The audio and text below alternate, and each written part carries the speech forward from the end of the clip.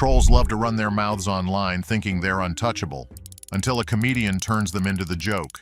Oh my God, all of these fire experts. Why didn't you just fly a helicopter into the ocean and then just, I don't know, because there was 100-knot winds? You want to do that? You want to do that at night, you lunatic? With razor-sharp wit and zero mercy, these stand-up legends don't just respond, they annihilate. Shaq, first things first. Why are you dressed like a porn director? What is happening, man? Why do you have on nursing shoes with a suit? Listen, it's a lot of things that I can say. Hey, now stop playing, Shaq. Focus. Take that neck brace off. From brutal comebacks to turning hate into pure comedy gold, here are some of the most epic troll takedowns ever. I go to McDonald's. I'm at the drive-thru. I get the Big Mac. I'm so excited. I pull over in the McDonald's parking lot. I start f***ing the Big Mac up. Smashing it. It's all over my face, everything. I'm happy as hell. I turn to my left. It's a woman outside the window taping me. She said, "Got your ass." Kevin Hart doesn't do internet beef. He does comedy carnage. If you come at him sideways, you're not just getting a reply, you're getting a full-on stand-up special at your expense. Even pros like Stephen A. Smith have learned, try clowning Kevin, and you'll get sent home crying.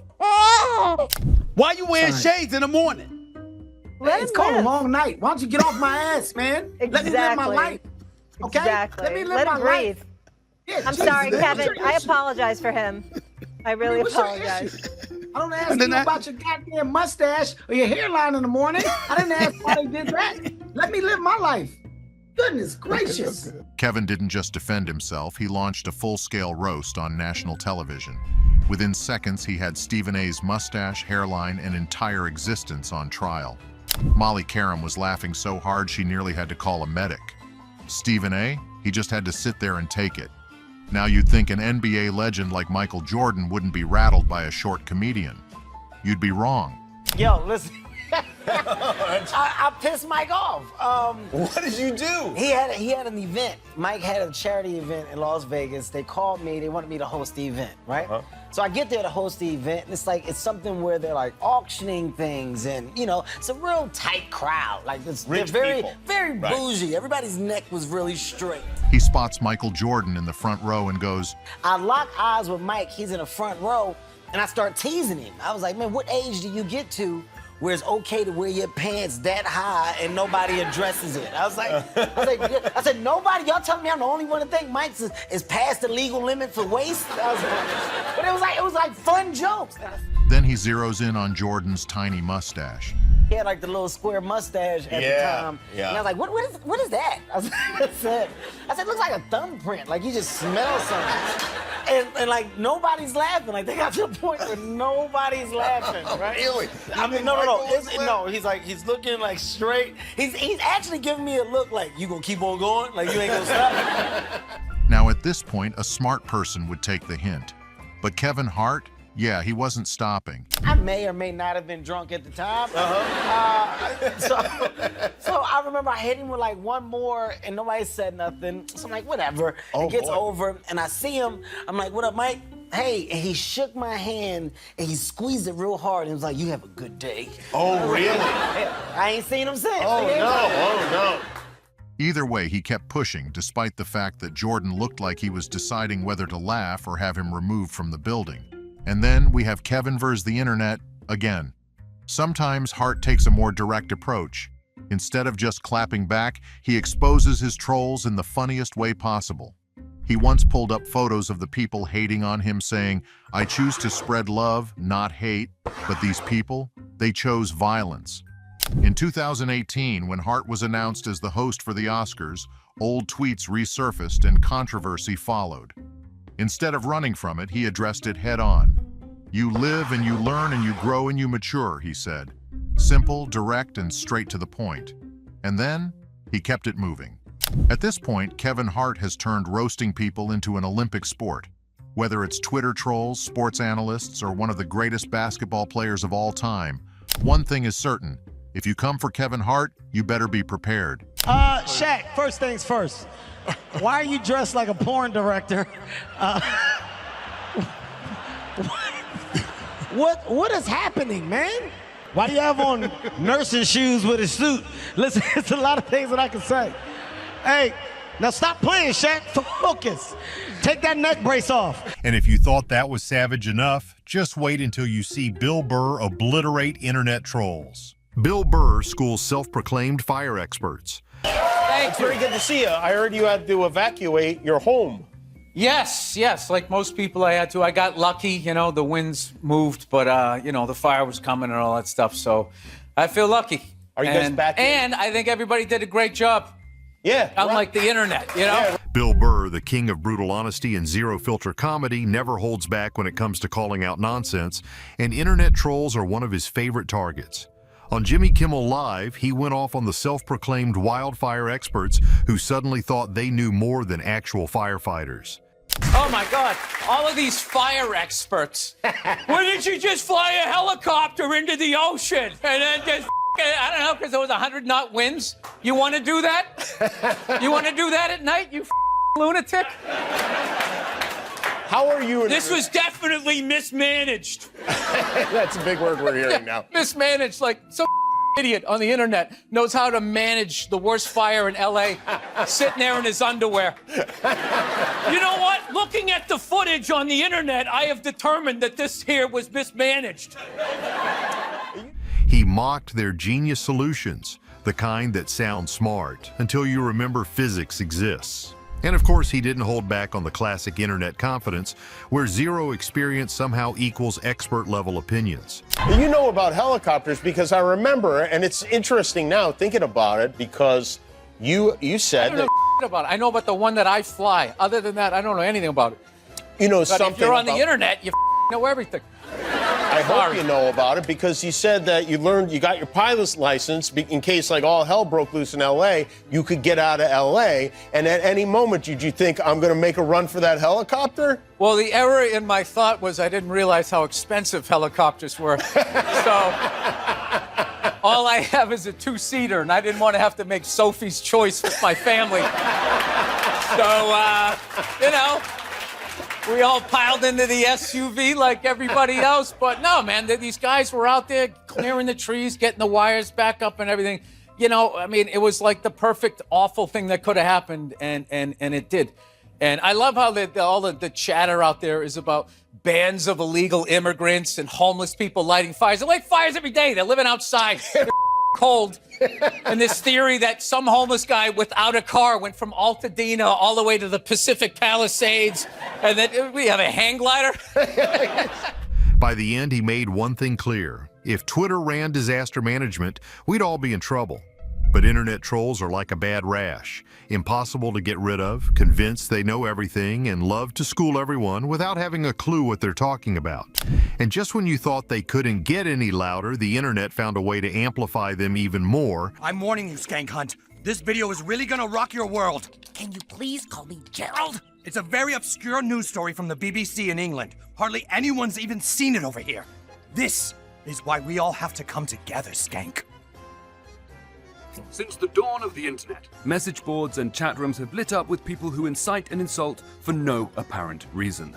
They're called trolls, and a controversial company in Denmark is working to make them a thing of the past. They've gone from keyboard warriors to full-blown animated villains, causing chaos too wild to ignore.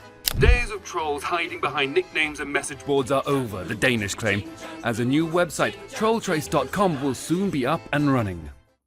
In less than a month, the servers will become active. Anyone can take any troll comment and send it through the Danish servers where a real name and a physical address will be attached. Every message, every comment ever made by trolls will retroactively be given a tag with the author's name, location, and full internet history. A site like this would be a lifesaver. Trolls finally getting a taste of their own medicine. But trolls aren't just online. Celebrities deal with them in person too.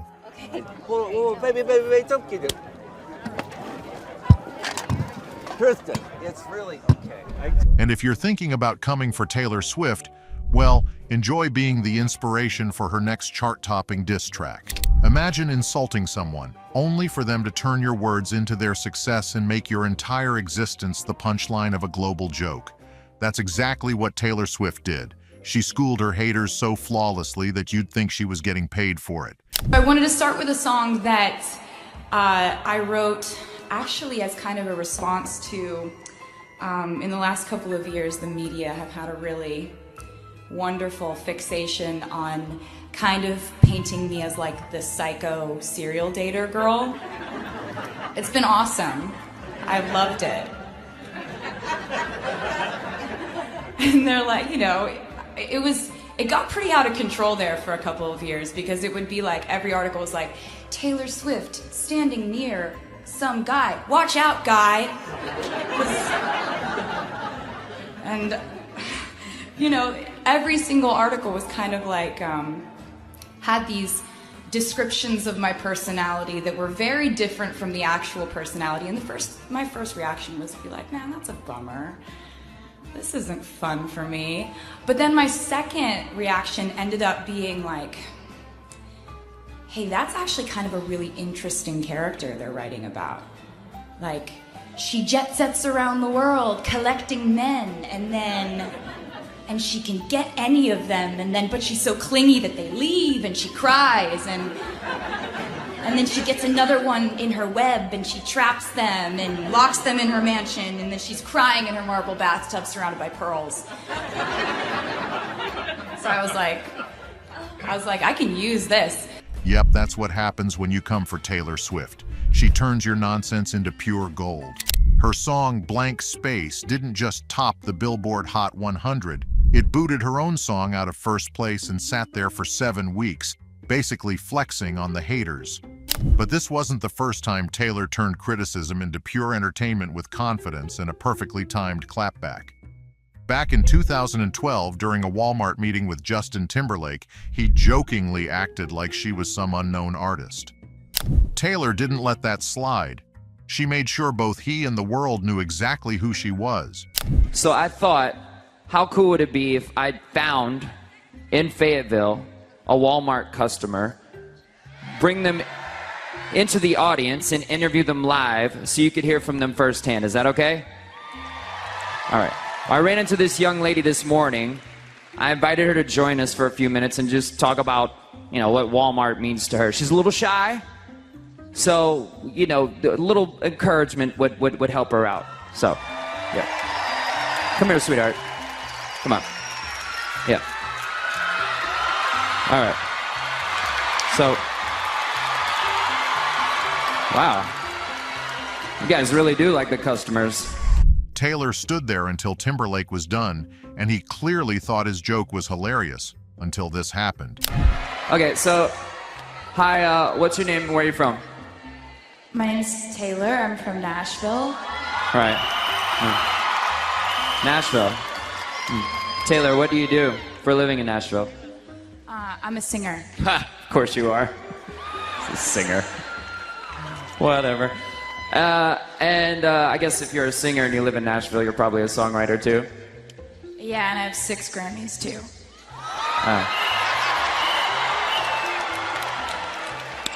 Okay. Waitress. Even Taylor had to smirk. Her punchline was just that good. Now that's how you let success do the talking. As for Timberlake's joke, let's just say the audience wasn't exactly laughing. And that, folks, is how you make an iconic moment out of a weak joke. But some people don't just clap back. They turn it into an art form. And Ricky Gervais is the master of it. Ricky Gervais, the British comedian and professional button pusher, stopped by The Tonight Show with Jimmy Fallon and casually admitted that he starts Twitter fights, just for fun. It's like looking at every toilet wall in the world at once, so you can really find proper crazes. Right? Yeah. And I wind them up. Everything from just it's just mad fundamentalists to just people who live in a bin. Even the way he's explaining it is hilarious. Imagine roasting someone online, only for them to hunt down your insults, flip them into jokes, and use them in their stand-up shows. And I wind them up. And you should have just left it. But yeah, and I get into arguments with her. The running thing is I should have left it. One of you even filmed a little girl and put it on YouTube and sent me the link, and it was just like, you know, it was like a sweet little girl, about 7. She went, "Dear Mr. Gervais, I have a fatal nut." Delete. You know, not. Now let's be real. Trolls, whether online or in real life, aren't going anywhere. Luckily, watching them get roasted never gets old. The lesson here? Don't come for the most iconic people on the planet. You might be just what they need to deliver their next most iconic punchline of the century. Which of these clapbacks was your favorite? Have you ever seen someone shut down a troll in real time? And do you think there is a moment that we missed? Let us know in the comments. And if you had fun watching, don't forget to like, subscribe, and stick around for more legendary moments. Thanks for watching.